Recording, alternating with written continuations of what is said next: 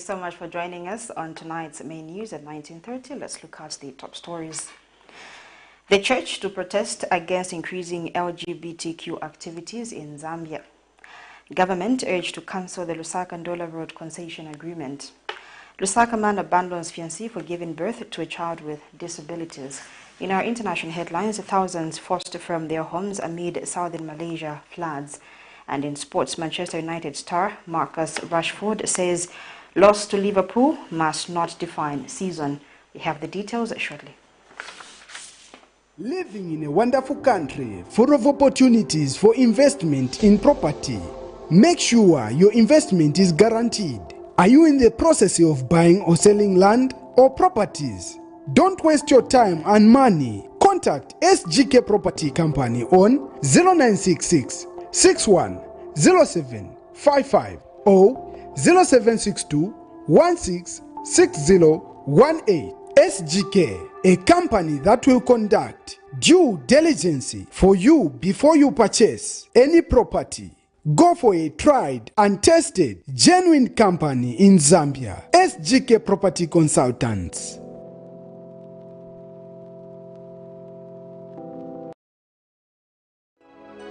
On Monday, 16th March 2023, on National Matters, join Pastor Moses Chiluba with his guest, Mr. Xavier Chimba, President of UPP. In the hands of a black man, it will lead to confusion, so you are guilty. The ruling of the magistrate court is approved. Now, those are the systems that you are maintaining until now. It's oppressive. So this country does not have a governance structure. This country is centered on the president, the vice president. As they discuss governance, corruption, justice and economy. Invite others to participate through phoning on Skype, Zoom, WhatsApp and text messages.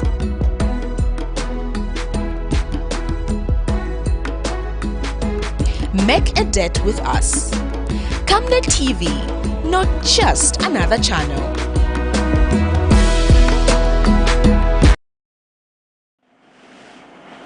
Thank you so much for joining us to present the news. My name is Louisiana Lupumbwe. A man of Lusaka's Mississippi compound in Chawama district has allegedly abandoned his fiancée after giving birth to a child with disabilities. Memory Kayanda has shared a sad story with Camnet News of how a man whom she identified as Lucky Nyelati, a person she alleges impregnated her, abandoned her the moment she gave birth to a cerebral palsy child and has refused to render any support. She has narrated that Mr. Nyelati, who promised her marriage, immediately changed his view after he discovered that she gave birth to a child with disabilities. We have details in this report. At 3 years 4 months, Moses Nyelati cannot eat, stand or do anything on his own and solely depends on his mother for survival because he has cerebral palsy. Just at the reception of his birth, he was abandoned by his father who, according to his mother, says the man who impregnated her denied the responsibility after she gave birth to a disabled child. Baby Moses and his mother lives in Lusaka's Mississippi compound in Chawama constituency. His mother is jobless because she spends most of her time taking care of him. The 21-year-old single mother cannot afford to take him for checkups nor for physiotherapy because of lack of resources. According to her, she alleges that the man identified as Luka Nyelati, who impregnated her, left the moment she gave birth to a cerebral palsy child and refused to render any support. According to her, the said man allegedly claimed that there is no record of any disability in his family.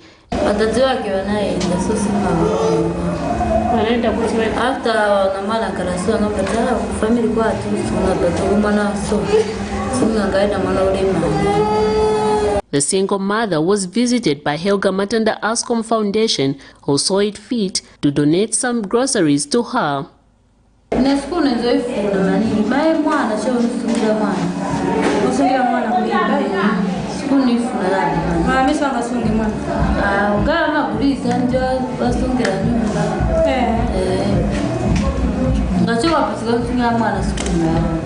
Helga Matanda Ascom Foundation says it will continue to support the family with the little it has and has since called upon other stakeholders to come on board and assist the family.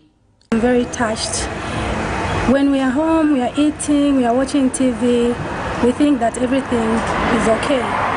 But when we go outside, inside the community, that's when we see that, you know, people are really, really suffering. Organization, as we said last time, we're not doing this because we have a lot. We're doing this because we have a heart and we feel like giving is okay. After all, Zambia being a Christian nation, that's what we are mandated to do as Christians. So we call upon, because we have a short hand, we can't help everything. We call upon people who are willing, who feel it. You see what is happening. The 3 disabled people in the family, no one is working. Please, even the government can come in any well-wisher to come and help these people. The help by the foundation did not only end with her, but also to other vulnerable houses within the community.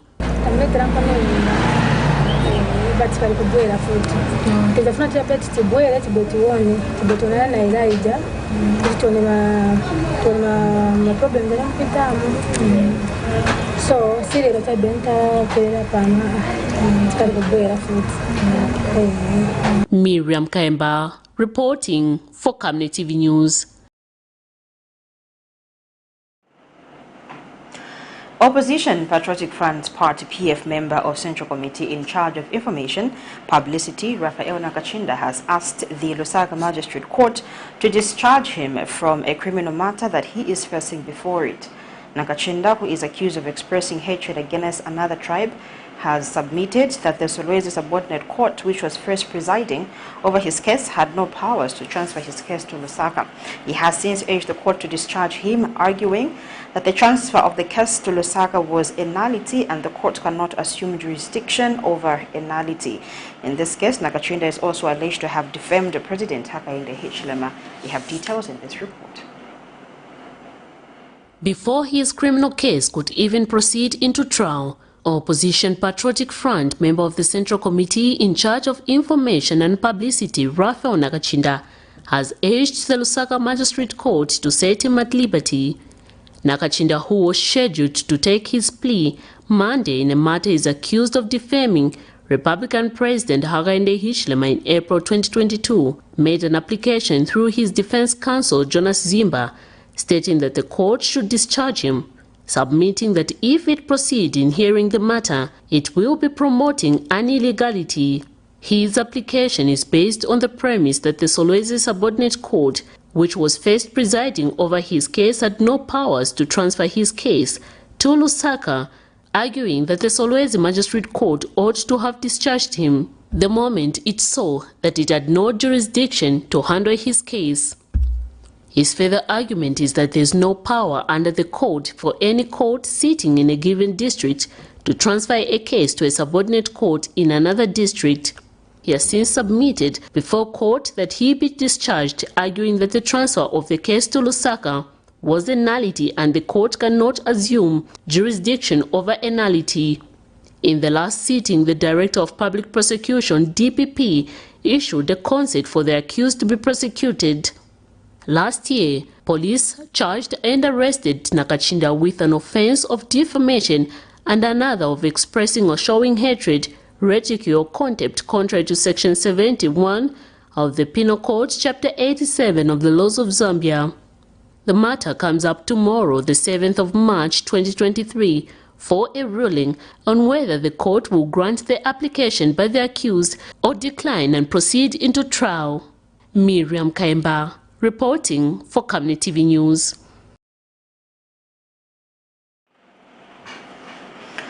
The opposition Patriotic Front PF has challenged President Hakainde Hichilema to speak up against the gay march past that was held in Lusaka on Saturday, 4th March 2023, to prove that the move was not funded by the Western world, where the country is soliciting support from. In an interview, PF Media Publicity Chairperson Raphael Nakachinda says Zambians as well as the church should watch closely and not allow the introduction of homosexuality in the country in the name of human rights. Meanwhile, Advocates for People's Prosperity APP President Mwenya Msenge says the party will this week write to the Zambia Police Service to grant them permission to protest against the same issues. Details are in this report. The laws of Zambia under Section 158 of the Penal Code criminalize acts of gross indecency between men and between women, and this is also stipulated in sections 155 and 156. Acts of same-sex relations therefore carry a sentence of 15 years or life imprisonment in Zambia if convicted by the courts of law. Recent happenings in the country, from the Lusaka July event of 2022, where men were dressed like women, to the recent protest held on 4th March 2023, demanding for gay rights, spearheaded by a non-governmental organization calling itself the Sister Foundation, have irked stakeholders in the country, among them opposition political parties. Information from Zambia Police Deputy Spokesperson Danny Mwale is that those who spearheaded the protest have been summoned as they misled the police when seeking a permit, stating that it was meant to protest against gender-based violence and sexual crimes. The ruling United Party for National Development, UPND, has been accused of supporting gay rights even when in opposition, and the accusations have increased now that the party is seeking to work with the Western world for funding to revive Zambia's economy. Among those demanding answers is the former ruling Patriotic Front. We have in government a political party under a leadership that is determined to introduce Sodom and Gomorrah in Zambia. They have covenanted themselves with organizations that are advancing wickedness in the world. And clearly, like we had warned when we were in government, and warned at the time that the UPN won or got into government, that they have an agenda to introduce abominable, wicked practices of sodomy, lesbianism, gay practices in the name of human rights. Others, such as the Advocates for People's Prosperity, APP, led by Munya Musenge, say they will protest the happenings. And we can only assure him that us as APP, we are going to also apply for a permit to demonstrate, not against those people, but against him for failure to show leadership over this issue. Meanwhile, the UPND, through its Religious Affairs Committee, have distanced the party from promoting gay rights. It is quite saddening that barely 2 weeks after the president was addressing the nation and emphasizing on the importance for us to embrace the national values and principles, values of family, values of morality, values of respect, honest, values of hard work, and ending our manners in the most decent way. It is saddening that we can have a group come up and begin to champion issues that are immoral, issues that are against the teachings of the Bible, issues that are against the constitution of this great republic. The concerned stakeholders, however, state that they will only be satisfied with arrests as well as convictions and not denouncements. Zipporah Mshala, Camnet News, Lusaka. In a related development, the Evangelical Fellowship of Zambia says it will protest the increase in the number of activities promoting LGBTQ rights in Zambia without any arrest of the perpetrators. Speaking to Camnet News, EFZ Executive Director Bishop Andrew Mwenda says the church is tired of talking and being taken for granted over the matter, and it should not shock anyone when they hold a protest march against these acts as one way of trying to preserve the country's morals and principles. On Saturday, 4th March 2023, a group of youths led by the Sister Foundation marched in Lusaka demanding the recognition of LGBTQ rights in Zambia. However, the Zambia Police Deputy Spokesperson Danny Mwale stated that the police were deceived as the foundation had applied for a permit to protest against sexual gender-based violence, GBV, against women and girls, adding that the organizers have been summoned. Details are in the following report. I, declare today that I submit myself as President to the Lordship of Jesus Christ. Hallelujah. I likewise submit the government and the entire nation of Zambia to the Lordship of Jesus Christ. Amen. I further declare that Zambia is a Christian nation.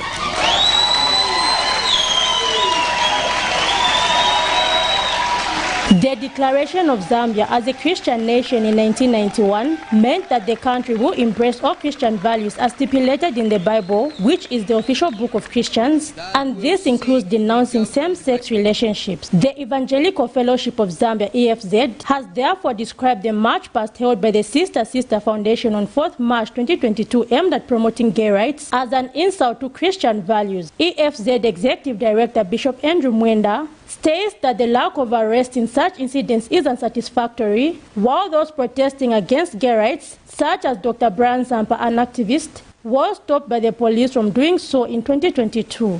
Bishop Mwenda states that the church will not sit down and watch the country go to moral decay, adding that they will walk in protest. We will act. One of these days, we will act. We keep on saying it, but it doesn't seem like to dawn straight into the law enforcement agencies. It will not be nice when the church rises up and walks in the streets, because we are more than they think. The permit was wrongly obtained, or rather was not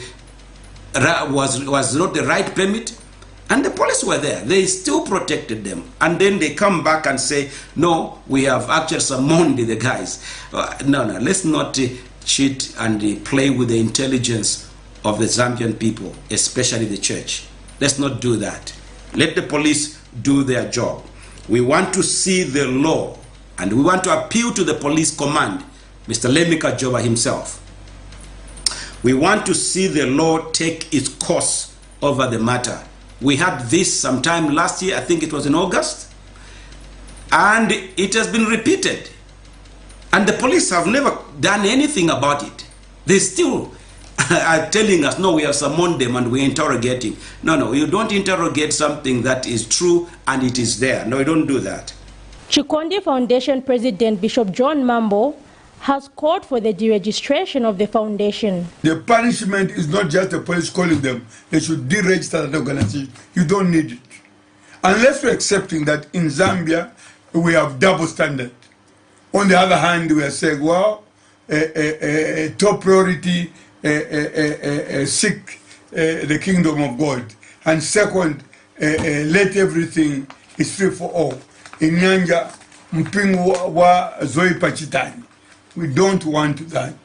Meanwhile, the Movement for National Values and Principles has also spoken on the matter. We are worried with the removal of Ministry of National Guidance and Religious Affairs, Ministry of Gender, Ministry of Chiefs and Traditional Affairs. Could have been a strategy embarked upon by the government as a way of paving or doing away with Christian traditional and cultural values. They have called for the safeguarding of the country's morals to preserve future generations. Zipporah Mshala, Camnet News, Lusaka. However, government has described as irresponsible the behavior by a group of people that at the weekend marched at Lusaka showgrounds, chanting and carrying placards in support of homosexuality. In a statement to Camnet News, a chief government spokesperson, Chushika Sanda, says government does not condone this behavior and anyone who decides to go against the law will not go unpunished. Ms. Kasanda has stressed that homosexuality is prohibited in Zambia as provided in sections 155 and 157 of the Penal Code, Chapter 87 of the laws of Zambia. She regrets that the group decided to use the permit that was given in good faith by police to raise awareness against women and girls and gender-based violence to champion an illegal and criminal cause. She says police have since instituted investigations in the matter to bring the culprits to book. The Minister of Information and Media has reiterated government's commitment to promoting and upholding national values and principles as enshrined in the Republican Constitution. And in other news, United Party for National Development, UPND National Deputy Youth Chairman Trevor Mwinde has castigated government critics who have been questioning the construction of the LUSAKA-NDOLA road under a public-private partnership model. Recently, the government signed the $577 million concession agreement with Marco Oceans Investment Consortium Limited for the commencement of works to construct the 327 kilometers Ndola-Lusaka dual carriageway. And Mr. Mwinde says, unlike the now opposition Patriotic Front, the UPND government has demonstrated prudent utilization of resources regarding the construction of the Ndola-Lusaka dual carriageway. But Patriotic Front presidential hopeful Emmanuel Mwamba has charged that it is illogical for government to give a private entity to manage the road for a period of 25 years. Here's a report. Divergent views have continued on the issue of the public-private partnership model for the construction of the 327 kilometers Lusaka-NDOLA dual carriageway project. The 25-year, $577 million concession agreement deal will also see the rehabilitation of 45 kilometers Luansha-Fisenge-Masangano Road. But Patriotic Front presidential hopeful Emmanuel Mwamba insists that the project must be cancelled because it is allegedly masquerading as the public-private partnership project and that NAPSA is being bullied to make decisions on financing mechanisms. The LUSAKA-NDOLA dual carriageway is a matter of serious objections. We have objected to it for various reasons. They want to use pension funds from National Pension Scheme Authority NAPSA and from Workers' Compensation Fund Control Board to finance the roads which will be run by the Chinese for a period of 22 years. We've objected to that. That contract, the commercial contract that was signed on 28 February in Ndola, must be cancelled. Let us give this project to local entities. It believes that the road has the capacity to generate $100 million per year, given that they will be adding 2 more toll gates and weigh bridges to increase the frequency of raising money. Want to use money from the 2 pension funds. They can task these pension funds to then procure this road and run it. NAPSA can hire any contractor, including the Chinese, who can build the road, and they can be paid within a period of 2-3 years, and they go away. Then NAPSA can run the road either in partnership with RDA or National Road Fund Agency for that period of 22 years. We do not think that taxpayers' money, either through tolls, user fees, charges, or any other, should be going to foreign entities. But United Party for National Development, UPND Deputy Youth Chairman, Politics and Mobilization, Trevor Mwinde, has castigated government critics questioning the construction of the LUSAKA-NDOLA road, saying they do not mean well for the country. Bring politics about NAPSA. The politicians that are talking about NAPSA having to fund such a project, it's due to lack of understanding. Levy Mall in Lusaka was built using NAPSA funds. Radisson Brew Hotel in Livingstone was built through NAPSA funds. And I want to wonder why and what motivates them. I think it is because they have an appetite to overspend. If you are to compare the construction of the PF construction fees, the amount of money that which they were using, if you compare the Radisson Brew Hotel in Livingstone, that which they spent $100 million, and you look at Bonanza in Lusaka, the Sierra Resort, which was constructed, a private hotel, which was constructed at a cost of $40 million, you realize that the appetite to overspend and be extravagant is quite high by the people that are in opposition. Patrick Soko, Camnet News in Lusaka. The Small and Medium Scale Contractors Association has demanded the full implementation of the 20 subcontracting policy on the LUSAKA-NDOLA dual carriageway project. Speaking at a media briefing in Lusaka Monday, Association President Edgar Siakachoma says the organization is aware of plans by the main contractor and some technocrats to replicate the previous bad habit of the last regime of marginalizing local contractors. Mr. Siakachoka says the project is being financed by the Zambian people and that the people should benefit from it. Meanwhile, the organization has demanded full disclosure of all relevant information, including the conceptual design and full scope of work regarding the Ndola-Lusaka dual carriageway project. Details are in this report. The announcement by the government that it has signed a public-private partnership with Macro Ocean Limited to have the LUSAKA-NDOLA dual carriageway project commence, the Small and Medium-Scale Contractors Association has demanded the full implementation of the 20% subcontracting policy in order to allow for local contractors to benefit from the project. Very important. By law, any concession on a PPP project, just like any other project, is mandated to reserve more than 20% of the value of the works to Zambian contractors. This shall be enforced without any compromise. Mr. Siakachoka further says his association has received information that the main contractor and some technocrats have planned to replicate the previous bad habit of the last regime of marginalizing local contractors. The association has since called for the full disclosure of all relevant information, including the conceptual design and full scope of work regarding the project.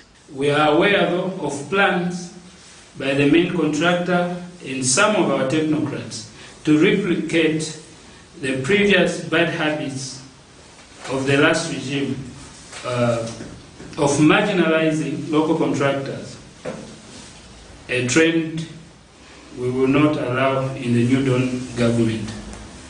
Actually, we are telling the New Dawn government that we won't allow them to entertain this trend, at least not under our watch. Other association members have also commended the government for the initiative it has used to finance the project, further calling on the people of Zambia to support the initiative. Given to local contractors also, it is not just for local contractors to benefit, just in monetary terms. Also, the local contractors should also benefit by building their capacity to conduct these works. Toll fees need to go up for you to recover that money in the shortest period of time. So that is why we support the period. I think the period is fair, like everyone was saying, because it comes back to Zambians.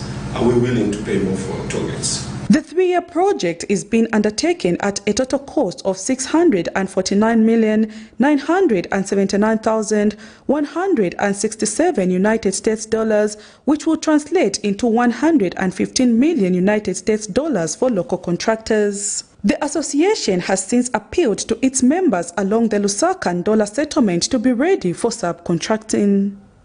Prudence Chota, reporting for Camnet TV News. Meanwhile, the Federation of Small-Scale Miners Association of Zambia has dispelled an accusation published in one of the daily tabloids that its members are calling for the dismissal of Mines Minister Paul Kavuswe. Federation President Joseph Mwansa says the views expressed referring to Mr. Kavuswe as a corrupt person and demanding his immediate dismissal are very injurious and damaging to his standing. Mr. Mwansa says his organization does not endorse any such viewpoints as they are divisive in nature.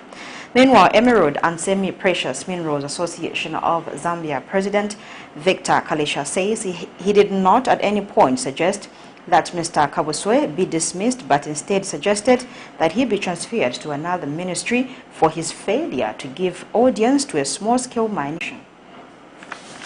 We would like to distance ourselves from the statement that were made through one of the media concerning Honorable Kavuswe and being called a corrupt person, and they were demanding that he should be dismissed from his duty.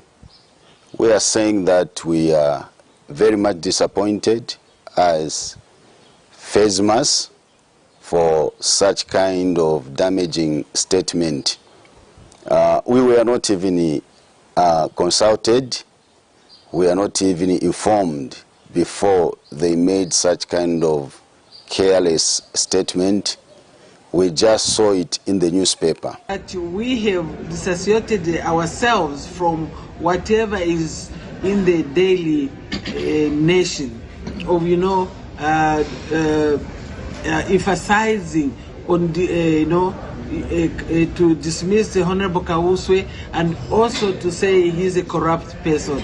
No, we should not be doing that as a federation. That's why we are here to say we are not part of that statement. A request as emerald miners or small-scale miners was that the minister has no time for us to interact and to engage us.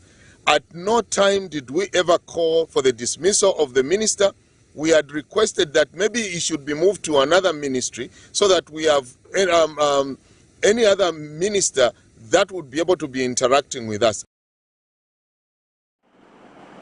Thank you so much for staying glued to our main news this evening. Just now we take our first set of commercials. When we get back, we have more local stories to join us. In our quest to serve nations and develop Africa, Savenda is investing in the agriculture sector so as to produce supply for both local and international markets, housing over 12,000 pullets that are nurtured and fed with our locally made stock feed that comes from our own locally grown maize and soya beans, all processed from our recently installed milling and mixing plant. Our over 95,000 layers have an output capacity of over 1,500 trays of fresh eggs per day that are carefully selected and packaged for all the leading stores and supermarkets nationwide. Our greenhouses are fitted with the latest irrigation system, and the seedlings are nurtured to ensure only healthy plants reach the fields. With our deliberate planting schedule, we are better placed to supply constantly without interruption, thus reliable. Savenda Farms is also changing lives of its dedicated workforce drawn from the local community and beyond. So the next time you think fresh and green, think Savenda Farms.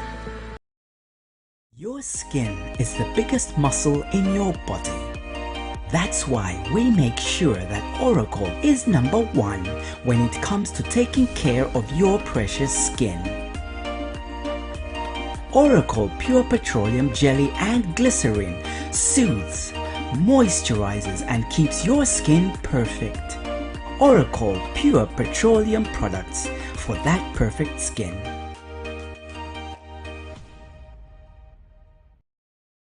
Living in a wonderful country full of opportunities for investment in property. Make sure your investment is guaranteed. Are you in the process of buying or selling land or properties? Don't waste your time and money. Contact SGK Property Company on 0966 610755 or 0762 166018. SGK, a company that will conduct due diligence for you before you purchase any property. Go for a tried and tested, genuine company in Zambia. SGK Property Consultants.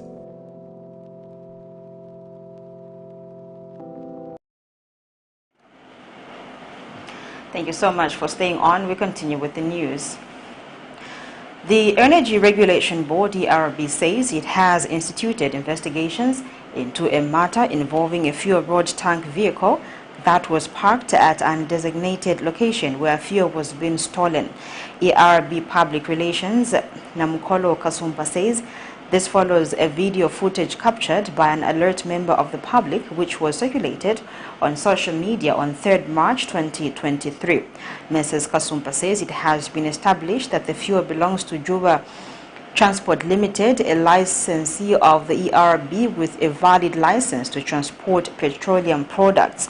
Mrs. Kasumba says in order to ensure adherence to the state standards and assure public safety, the board shall take enforcement action against Juba Transport Limited should it be found to be in breach of the ERB's earlier directive and of the applicable license conditions. She says Juba Transport is cooperating with the ongoing investigations, which also include other investigative wings as the matter stretches across the different mandates of various government agencies. The authority has since commended the valiant actions of the consumer who took the video footage and her diligent actions of circulating it so that it could attract the attention of the respective authorities. The Operation Young Vote Executive Director Gessi Nyirenda has charged that without effective information sharing, the Constituency Development Fund CDF risks becoming an academic exercise. Speaking with Camnet News, Mr. Nyirenda notes that only a few people at the grassroots level understand issues pertaining to CDF. He has urged the government to come up with a comprehensive information sharing strategy beyond media engagements. He says people must be engaged in their respective wards and educate them about the CDF in order to enhance participation and influence, or rather inculcate, a sense of ownership of development projects.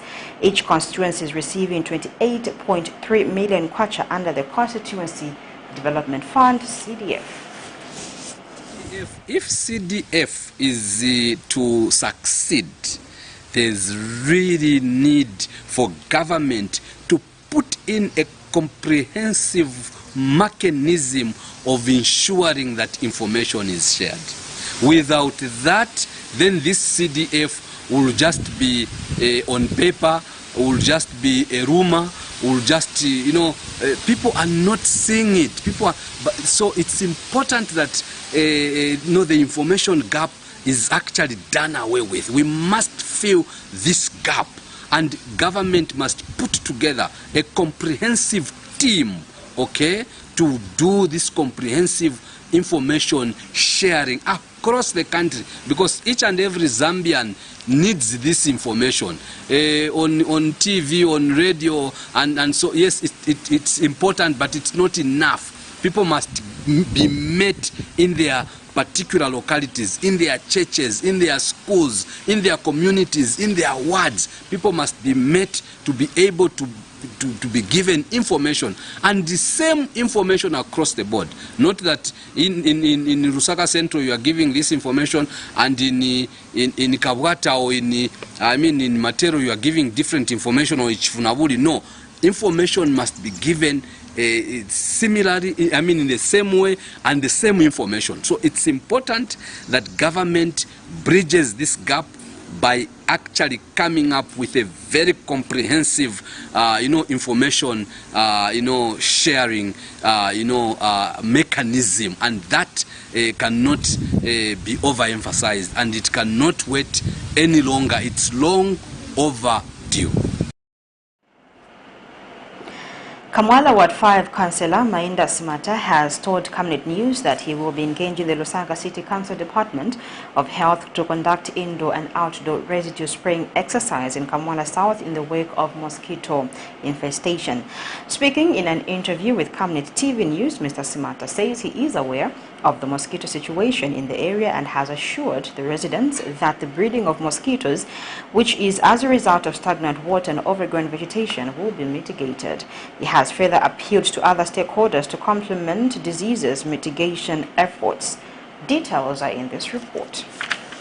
Kamwala South is one of the areas in Lusaka that have mostly been affected by floods. This saw some houses submerged, businesses disturbed, and some people die. The Lusaka City Council, as well as other stakeholders, in an effort to mitigate the flood situation, opted to pump out some water in the area, but due to some stagnant water and overgrown vegetation, the area has become a breeding site for mosquitoes.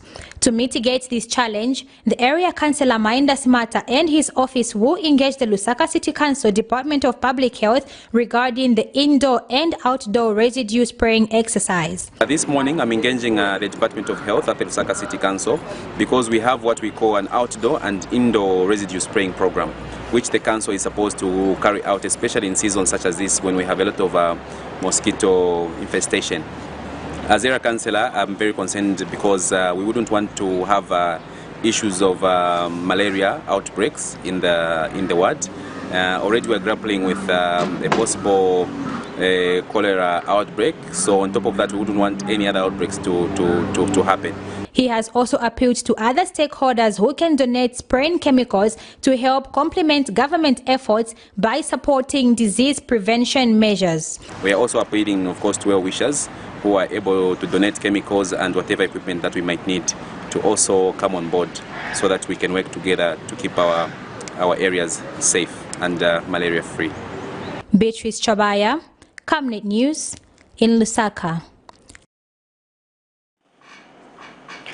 Kabata Constituency Development Fund CDF Chairman Chilekwa Munkonge has expressed disappointment that a non-resident has opted to encroach on the land belonging to Lilayi Primary School. According to the head teacher of Lilayi Primary School, Mebokunda, the land belongs to the school and the government through CDF was actually building a wall fence but was demolished by a man only identified as Mr. Mwinde. Mrs. Kunda explains to Camnet News that the wall fence was built in order to protect the school and also put up a production unit to benefit the pupils. The Constituency Development Fund is designed to support constituencies and is aimed at achieving equitable distribution of resources across the country. Amongst the beneficiaries under CDF is Lilayi Primary School in Lusaka, where a wall fence which was being constructed in order to protect the school was demolished by an SDA church elder identified as Mr. Mwinde. According to Lilayi Primary School head teacher Mabel Kunda, the SDA elder miscalculated the demarcation and encroached in the school property. The head teacher and Kawata chairman Chilekwa Munkonge has lamented that when they tried to explain to Mr. Mwinde on the issues concerning the land, their efforts proved futile as Mr. Mwinde adamantly claims that the land is his. This document does not come from council. This document comes from Ministry of Land. And this area is under the jurisdiction of Katue Council, where the full council meeting was actually held and approved and recommended that Ministry of Land gives us this piece of land. And this piece of land was given by Ministry of land. And Ms. Kunda further laments that Mr. Mwinde has been claiming that the land is his from the time the wall fence was under construction. It has encroached the school space to prove that these people, they have encroached. Yesterday they were even putting the footing in the night, not in the day, because if they had not encroached they could have done it during the day. For you, what of protecting the school by putting up the wall fence, of which the contractor this time could have even finished. As a school, there are a lot of things that we are planning to do. In fact, the same area that they are claiming to be theirs, we are supposed to put up a production unit. Meanwhile, Mr. Munkonge has expressed disappointment by Mr. Mwinde's actions, stating that the wall fence was put up to protect the school. And I'm told they came last night, is it digging the foundation at night alone? So, and I'm told he's a civil servant. And you see, it's very disappointing. People here in the government, and I know how much the government is putting effort to ensure that we bring development to the people. And we are trying to prevent, especially where pilfering is concerning. That's why we're putting all the offenses. Very soon we'll start now supplying desks in all secondary schools and primary schools in Kawata constituencies. Sampa Mulenda, reporting for Camnet TV News in Lusaka. We take our last set of commercials. When we get back, we have the rest of the stories in international and sports news. Living in a wonderful country full of opportunities for investment in property. Make sure your investment is guaranteed. Are you in the process of buying or selling land or properties? Don't waste your time and money. Contact SGK Property Company on 0966 610755 or 0762 166018. SGK, a company that will conduct due diligence for you before you purchase any property. Go for a tried and tested genuine company in Zambia. SGK Property Consultants.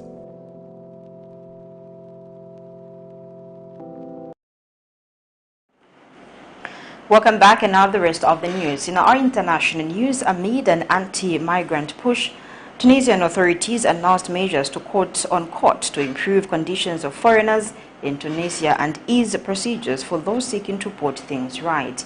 The presidency, the government, and the Foreign Affairs Ministry announced a relaxation of visa rules for African citizens allowing them to stay up to 6 months instead of 3 without seeking residence, and of a year for students, adding that migrants who had overstayed could leave without paying penalty fees of about $25 per month. Here's a roundup of international news. Unseasonably heavy rain has lashed Malaysia's southern state of Johor for days. In some places, the rainfall recorded was the highest in more than 30 years. Fields, roads and homes were inundated in floodwaters. Shops have been closed while the streets remain waterlogged. In the past 2 days, as floodwaters rose, people started leaving their homes for the safety of relief centers, bringing with them what they could. We have resigned ourselves to God's will. What can we do? We cannot complain about our fate because we're all in the same boat here. The northeast monsoon, which brings heavy rains to Malaysia, typically runs from November to March, but by February, the rains normally begin to taper off. But people here say the climate crisis has made the weather unpredictable. Throughout my life, for more than 50 years, we used to prepare for the rainy season in November and December. Each household had a boat, but now, with the unpredictable weather, it seems like we're not prepared at all, and it's just chaotic. The Malaysian Meteorological Department has warned the wet weather could continue until April. Amid an anti-migrant push, Tunisian authorities announced Sunday measures to, in quotes, improve foreigners' conditions and ease procedures for those seeking to put things right. The presidency, the government and the Foreign Affairs Ministry announced, among other things, a relaxation of visa rules for African citizens, adding that migrants who had overstayed could leave without paying penalty. The authorities also promised to fight all forms of human trafficking and to strengthen the support and health assistance to migrants through the Red Crescent. The measures come 2 weeks after the president linked sub-Saharan migrants to violence and crimes. Since then, sub-Saharan countries have scrambled to repatriate their nationals. Many fleeing Tunisia described an outpouring of hatred following Kais Said's speech. The Tunisian Forum for Economic and Social Rights reported an upsurge in racist attacks against sub-Saharan migrants. With more than 350 million users, Twitter's often described as the town square of the internet. But since Elon Musk took over last October, the company's been in chaos. The personal abuse I receive on Twitter has tripled, so I headed to San Francisco to look for answers. Twitter used to have around 7,500 employees. Now, at least half of them have been fired or chosen to leave, including Lisa Jennings-Young. She worked on features designed to protect users like me from online hate. Thanks so much for having us. It was not at all perfect, but we were trying and we were making things better. One of these protective measures was a nudge function to scan tweets and ask users if they wanted to reconsider posting something potentially abusive. Twitter's own research, seen by the BBC, appears to show the nudge and other safety tools being effective. So overall, 60% of users deleted or edited their reply when given a chance via the nudge. Is it still happening? Is there anyone working on it? No, there's no one there to work on that at this time. The nudge does still exist, but when Lisa and I tried it out, it appeared to be working less consistently. No nudge. One engineer still working at Twitter agreed to speak anonymously about what's been unfolding on the inside. It's like a building where all the pieces are on fire. When you look at it from the outside, the facade looks fine, but I can see that nothing is working. Like others I spoke to, he said it's been difficult to maintain features intended to protect Twitter users from trolling and harassment. People like Ellie Wilson. While at university in Glasgow, she was raped. She started sharing her experience as a survivor on social media last summer. But when she tweeted about her attacker in January, after the takeover, she received dozens of abusive replies. The trolls' accounts targeting her had become more active since the takeover. Some were newly created or appeared to have been reinstated after Musk's amnesty on previously banned accounts. What would you say to Elon Musk if you had the opportunity? I would ask, why are these accounts that are bullying and harassing people still allowed on the platform? I would like him to read some of the messages that I've been sent and tell me why those accounts are still allowed to be on Twitter. Musk has used votes on Twitter to make decisions about its future. These polls have no statistical value, but having contacted him every way possible, I used one to try to catch his attention. Over 40,000 Twitter users voted, and 89% of them said they'd like Elon Musk to do an interview with me. Neither Twitter nor Musk have responded to the points raised in this investigation. Twitter says defending and respecting the user's voice remains one of its core values. But the users I've spoken to are left with questions.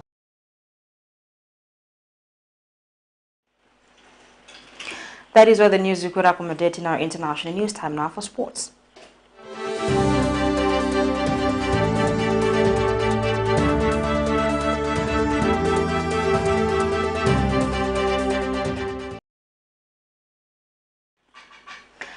In our sports news, Marcus Rashford has said he wishes Manchester United could play today to put things right after Sunday's 7-0 Premier League loss at Liverpool. Manager Erik ten Hag called the performance unprofessional in his post-match interview. However, Rashford, 25, said the squad must ensure the match does not define their season. The loss equaled United's heaviest defeat and is their worst result against Liverpool. Their 3 previous losses by 7 goals came against Blackburn Rovers in 1926, Aston Villa in 1930, and Wolverhampton Wanderers in 1931.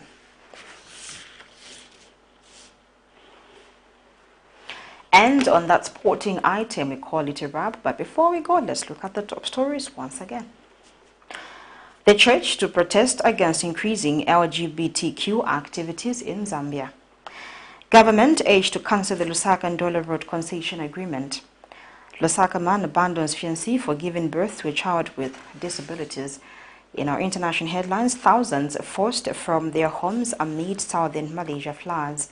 And finally, in sports, Manchester United star Marcus Rashford says loss to Liverpool must not define season. We now look at the Camnet verse of the day coming from Ecclesiastes 5 verse 4 to 5, which reads, "When you make a vow to God, do not delay to fulfill it. He has no pleasure in fools that fulfill your vow. It is better not to make a vow than to make one and not fulfill it." Thank you so much for watching. On behalf of the entire production crew, my name is Louise Yana Lupumbwe. Bye for now. God bless. Good night.